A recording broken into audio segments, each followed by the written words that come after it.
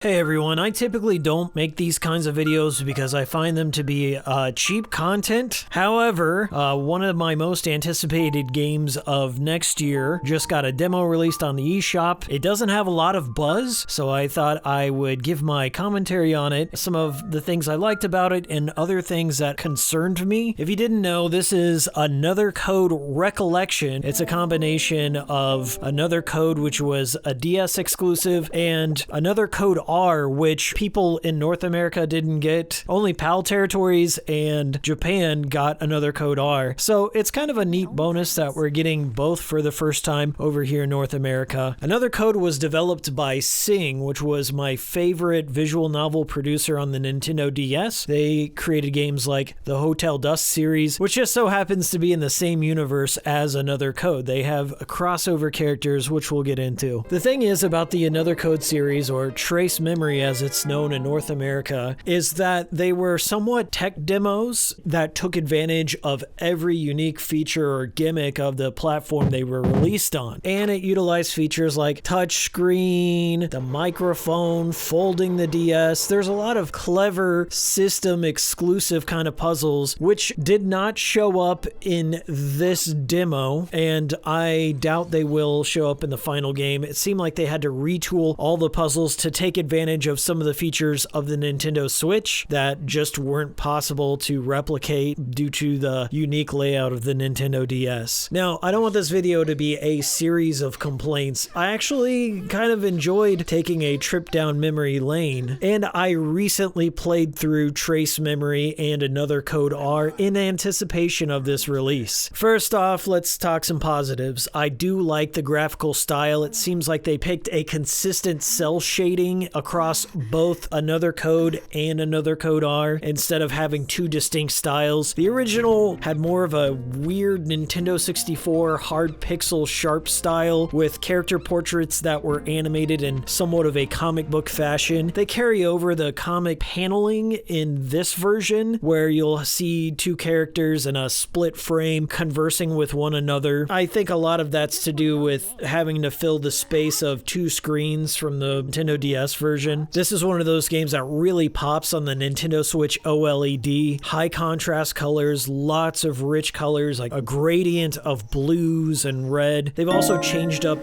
character appearances, most noticeably Ashley. She's now wearing a college hoodie that has a nod to Pinky Rabbit, which is one of those in-universe characters. I thought it was cool that the captain of the ship was wearing a Pinky Rabbit vest, which is now associated with his ferrying business. They also made it a point to drive it home that he is the husband of Rosa, the maid from Hotel Dusk. He actually named his ship after her. There are some other odd exclusions that don't appear, like the captain doesn't give Ashley any candy. Maybe that was to prevent any sort of like creeper vibe coming from him, but it's just something I noticed was missing. A few gripes I have with it so far. The camera movement is unbearably sluggish. Like, you can barely do a panorama around Ashley without it taking a full 10 seconds to go from two extremes. I don't know why, but they set the camera sweep down to 20 out of a range of 100. I find 75 to be the sweet spot without being too fast. I recommend cranking that up once you play. Also, I gotta mention the voice acting. I'm not typically a fan of dubs in general, and I feel that Trace Memory, and by extension Hotel Dusk, is a lot better if you use the voices in your head versus listening to some third-rate anime voice actor that's trying to collect a paycheck and doesn't really give a shit about the material. Another locked door.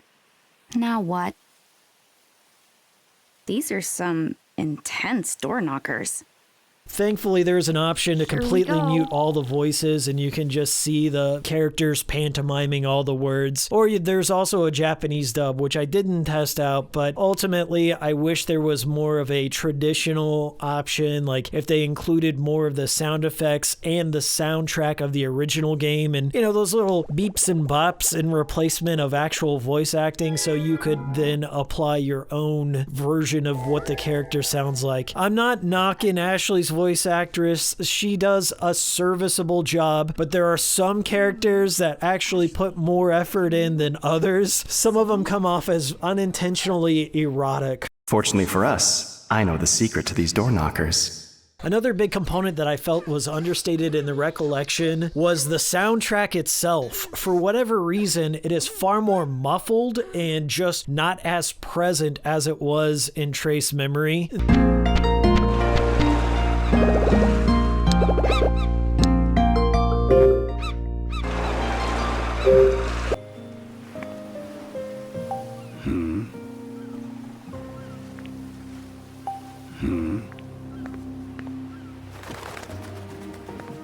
They recompose the whole thing with different instruments, and there's a lot of like softer piano scores, more like synth. And I felt that the soundtrack was a big part of the atmosphere in the original game, and there's a sense of like foreboding and loneliness. And here it just feels like PBS Clifford the Dog soundtrack when it really should be gripping and evoking these feelings of despair and setting the stage for an abandoned island where all these terrible murders took place. Another thing that stuck out to me was they completely retooled all the puzzles for the Nintendo Switch, for better and worse. The beginning puzzle, you just put a plank down, it's very simple, but the second puzzle left a terrible impression on what to expect for the rest of the puzzles in the game. For whatever reason, they included a stool just sitting outside, and Ashley sits upon it and hears a little jingle jangle, and there's this sieve that's drilled into the underside of this stool that has a key, and then Ashley just has to shake this stool to shake this key loose. I don't know who thinks of these things, but I'm gonna tell you right now, I'm not exaggerating. The motion controls here are absolute dog shit.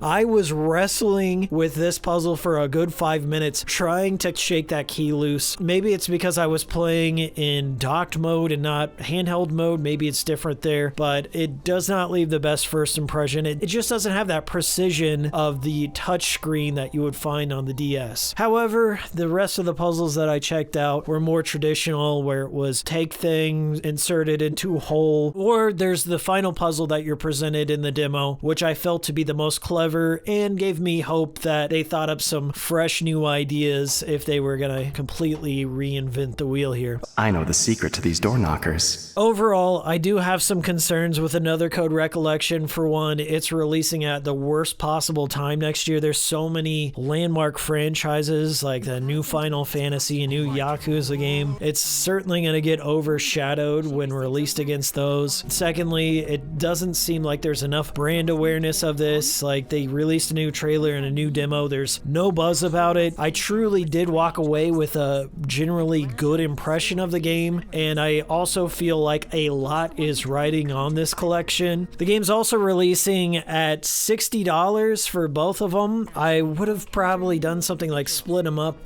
25 and 25, or together for 40. I don't think Another Code has as much of an audience as Hotel Dusk does. I think a lot's riding on Another Code to revive the rest of the Sing franchises like Hotel Dusk. So if this is disappointing in sales, I feel like I'm gonna have to experience the death of both franchises once again. I do want to see a future for this series. I will be covering the Recollection once it does finally release, and I'm still looking forward to it. Overall, you should check out the demo. It's about an hour long, and your save will carry over into the final game. If you're a fan of this franchise, then it's a no-brainer. It's gonna be good. It's not gonna be the same. Still keep your original copies. They're drastically different in terms of tone and presentation. I've been Hikiko. Thanks for watching. Bye.